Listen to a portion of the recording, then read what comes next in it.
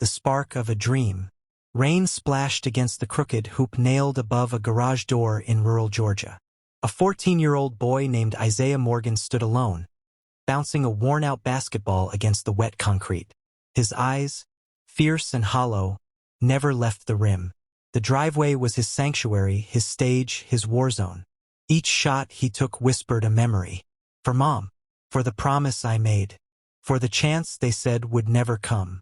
Inside the house, a framed photo showed a younger Isaiah in his mother's arms, both smiling before cancer stole her warmth. Since then, his only constant had been this game and the vow that someday he'd wear those 3 letters. USA. Miles away in El Paso, Texas, Javier Delgado raced the sunrise. He sprinted down dust-covered roads, lungs burning, muscles begging him to stop. But Javier didn't stop. Not after his father left. Not after his older brother joined a gang. The court was the only place where he wasn't running from something. He was running toward something. A scholarship, a future, a shot at being more than just a statistic in someone else's story. In the heart of Chicago, Malik Turner sat quietly in a dimly lit church, hands folded, knees aching. A preacher's son with hands meant for prayer but gifted for the ball. He'd never yelled on the court, never needed to. His game spoke in volumes, calm, calculated, devastating. But silence had its price. Coaches questioned his passion. Teammates mistook restraint for weakness. Only Malik knew the truth. Composure was his weapon. And in a Brooklyn high-rise, Tyrese Johnson danced through defenders in a pickup game that had more elbows than whistles. Flashy, fast, unfiltered, Tyrese was the kind of player who made fans cheer and coaches groan. He'd led every team he played on in scoring, but he'd never played with a team. Not really. For Tyrese, the game was a spotlight. Until now. Each boy lived a different life in a different corner of the country. But on a single afternoon, the same email hit 4 inboxes. Congratulations. You've been selected to represent the United States at the 2025 FIBA U16 AmeriCup. Javier cried silently. Malik whispered a thank you to God. Isaiah dropped his ball and looked to the sky. Tyrese smirked, screenshotting the email before tossing his phone aside like he'd always known it was coming. They didn't know one another. Not yet. But they were about to share something sacred. A dream bigger than themselves, stitched into the fabric of a jersey, sewn in stars and stripes. There was one warning at the bottom of the message. Talent will get you noticed. Heart will win gold. Only a team can carry a flag. Training the Warriors. The Olympic Training Center in Colorado Springs was colder than expected. Altitude clung to their lungs, and silence hovered like fog. 14 boys arrived with dreams, egos, and duffel bags packed tighter than their expectations. Isaiah stepped off the team bus first, scanning the facility with guarded eyes. He'd worn the jersey in his mind for years, but now that it was real, something felt different. He wasn't the guy anymore. He was one of many. Inside the gym, sneakers squeaked and whistles pierced the air. But it wasn't the drills that rattled them, it was each other.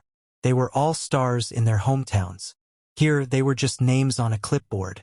Tyrese made his entrance late, sunglasses on indoors, earbuds in, swagger dripping from every movement. Coach Thompson, a former college champion turned disciplinarian, watched from a distance. Confidence is earned here, he muttered to his assistant. Not worn like jewelry. The first practice was chaos. Crossed signals, missed passes, competing voices. Isaiah and Tyrese clashed immediately, 2 guards with different philosophies. Isaiah called plays. Tyrese ignored them.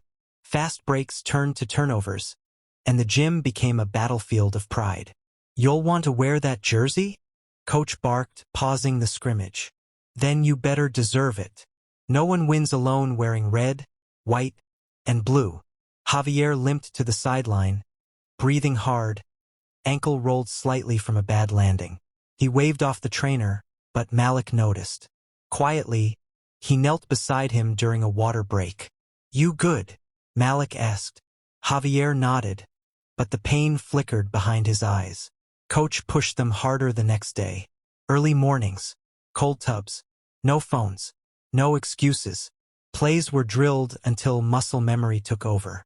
Still, tension simmered beneath every interaction.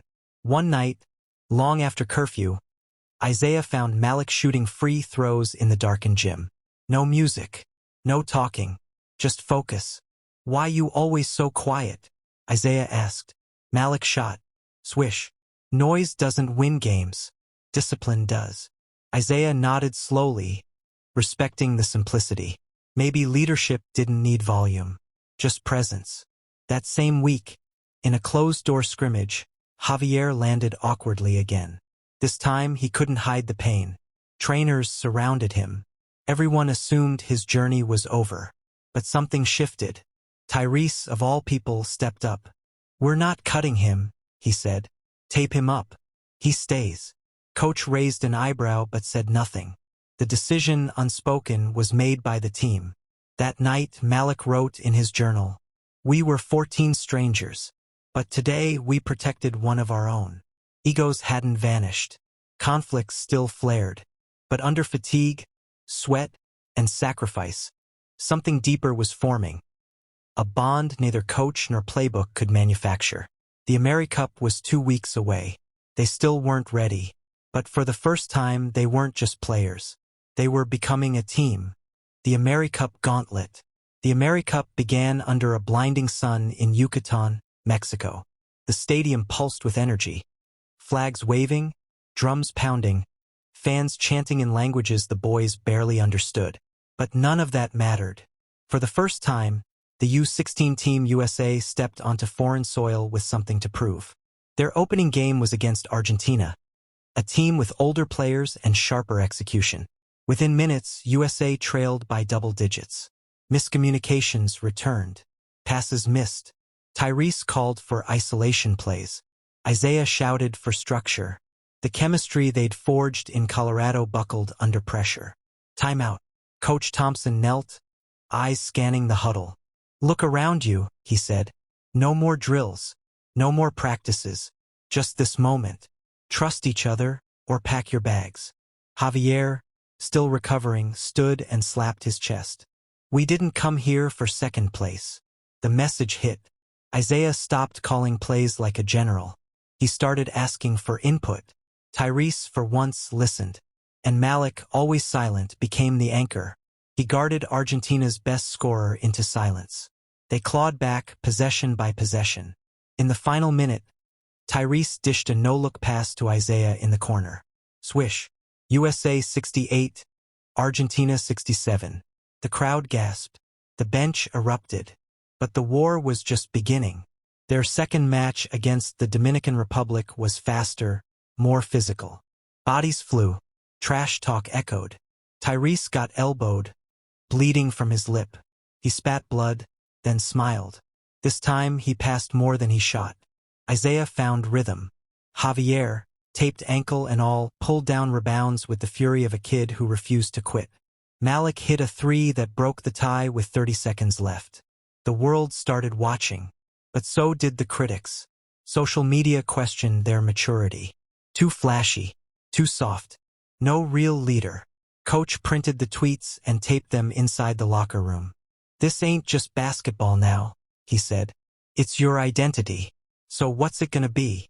In the semifinal, Team USA faced their toughest challenge, Canada. Tall, tactical, cold-blooded.